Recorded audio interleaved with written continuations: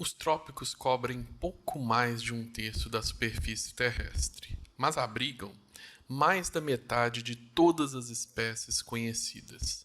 Florestas, savanas, áreas alagadas, campos de altitude e desertos. Há uma imensa variedade de ambientes e tipos de formações vegetais nos trópicos. Cada um desses ambientes sustenta uma imensa quantidade de organismos. E nesses ambientes, a vegetação e a biodiversidade mudaram muito ao longo do tempo. Ao longo de milhões de anos, o clima da Terra mudou muitas vezes. Florestas avançaram, recuaram, savanas se expandiram, encolheram, desertos surgiram e desapareceram. Essas mudanças levaram ao surgimento de novas espécies, mas também à extinção de muitas. Algumas das mais intensas mudanças aconteceram nos últimos milhões de anos, um período em que a nossa própria espécie surgiu e se espalhou na Terra. Dados de satélites, fósseis, modelos de aprendizado de máquina, modelos de reconstrução de clima nos ajudaram a reconstruir essa história. Entender como era a vegetação dos trópicos, como ela mudou com as mudanças do clima da Terra e como ela pode mudar com as mudanças climáticas causadas pela nossa espécie. Há 3 milhões e 300 mil anos atrás, o planeta era mais quente que hoje. E os trópicos tinham uma aparência muito diferente da atual. Nessa época, a nossa espécie não existia, mas um ancestral da nossa espécie, que caminhava pela África, era o Australopithecus, um primata bípede e pequeno que vivia nas florestas e savanas africanas. O mundo ainda era habitado por diversas espécies da megafauna de mamíferos. Nesse mundo, a Amazônia, que imaginamos como um grande e contínuo manto verde, ocupava menos da metade da área atual. Onde hoje existem árvores de 40 metros de altura, havia paisagens abertas, semelhantes a savanas. Boa parte dessas florestas eram mais baixas, mais abertas, parecidas com o que nós chamamos de cerradões. Não era uma mata densa como as que vemos hoje. A Mata Atlântica praticamente não existia, restavam apenas pequenos fragmentos em meio a uma vegetação mais aberta, mais próxima à vegetação da savana atual. Na África, o Saara não era o imenso deserto que conhecemos. Abrigava mosaicos de arbustos e savanas. Algumas centenas de milhões de anos depois, por volta de 3 milhões e 200 mil anos atrás, o planeta ficou ainda mais quente. Quase 4 graus acima da média das temperaturas atuais. E as florestas tropicais atingiram sua menor extensão desde essa época.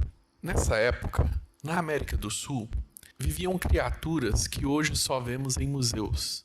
Preguiças gigantes terrestres, tatus gigantes, tigres dentes de sabre e aves gigantes predadoras. Do outro lado do oceano, os primeiros representantes do gênero Homo começavam a surgir na África. Nesse período mais quente, as savanas se expandiram por toda a faixa tropical. Na Amazônia, ocuparam uma vasta região. A Mata Atlântica, nesse período, representava menos de 5% da área que viria a ter antes dos europeus chegarem aqui.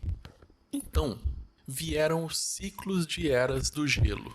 Nos últimos 2 milhões e meio de anos, o planeta entrou e saiu de eras glaciais. Ondas de frio que avançam e recuam em intervalos de tempo mais ou menos regulares. Apesar dos ciclos de eras glaciais, os trópicos nunca congelaram, mas sofreram consequências. Cada ciclo de glaciação, as florestas recuavam, tornavam-se mais abertas, mais baixas. As savanas avançavam, ocupavam o espaço deixado pelas florestas.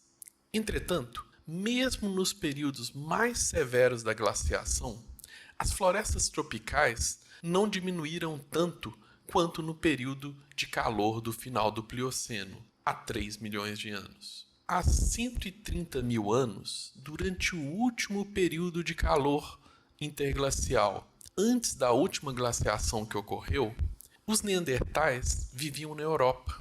e no Oriente Médio. A nossa espécie já existia na África, mas ainda não havia se espalhado pelo mundo. Nesse momento, a Amazônia e a Mata Atlântica estavam conectados, assim como já estavam há quase 1 milhão de anos. Mas, em alguns milhares de anos, perderiam essa conexão. Na África, poucas áreas de floresta tropical. As savanas dominavam a paisagem. A expansão das savanas vai contribuir para a dispersão da nossa espécie para fora da África alguns milhares de anos depois. Então, há 21 mil anos, no auge da última era do gelo, a temperatura dos trópicos caiu mais de 4 graus. A Amazônia perdeu 1/3 da sua área florestal, mas manteve um núcleo contínuo, sem se fragmentar completamente.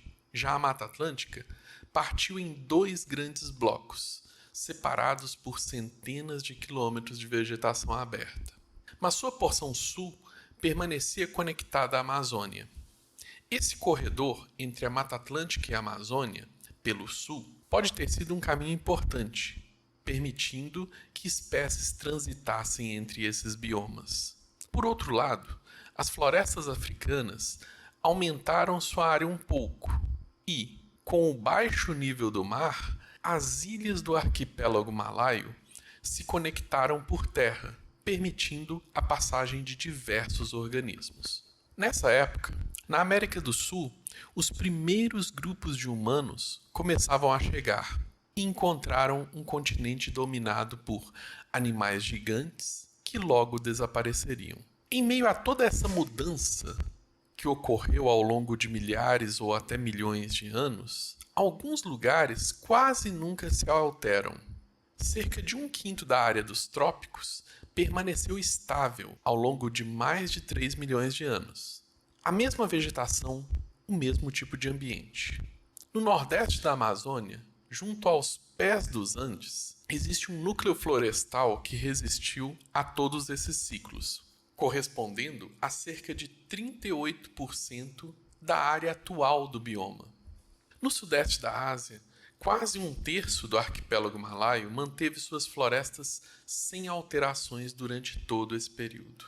Essas áreas estáveis concentram uma grande parcela da biodiversidade tropical. Muitas espécies que ali vivem não existem em nenhum outro lugar do planeta. E agora? Algo sem precedentes está acontecendo. O uso de combustíveis fósseis e de uma série de atividades feitas por nós está gerando mudanças no clima. Essas mudanças climáticas acontecem em uma fração de tempo muito curta do ponto de vista da história geológica. Nas próximas décadas, os trópicos podem experimentar um aumento de temperatura de 2 a 4 graus. Na Amazônia, a combinação de calor e seca pode transformar florestas densas em uma vegetação aberta, semelhante ao cerrado em aspecto, mas pobre em espécies. Isso já aconteceu antes. Houve épocas em que a Amazônia foi mais aberta, em que as savanas dominavam onde hoje existem florestas gigantes. Mas há uma diferença fundamental. Antes, essas mudanças levaram centenas de milhares de anos. Tempo suficiente para as formas de vida se deslocarem ou até mesmo evoluírem. Mas mesmo com todo esse tempo, várias espécies sucumbiram a esses eventos no passado. Agora, mudanças de magnitude semelhante estão sendo comprimidas em poucas décadas. Pense no ar que se move. Quando ele se desloca suavemente, ao longo de minutos, sentimos uma brisa. Mas quando essa massa de ar percorre a mesma distância em uma fração de segundo, temos uma explosão.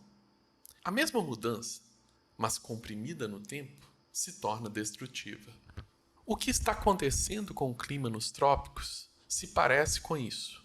As mudanças que ocorreram entre o fim do Plioceno e o presente, ao longo de mais de 3 milhões de anos, podem se repetir em poucas décadas. A mesma magnitude, mas num intervalo de tempo milhões de vezes menor.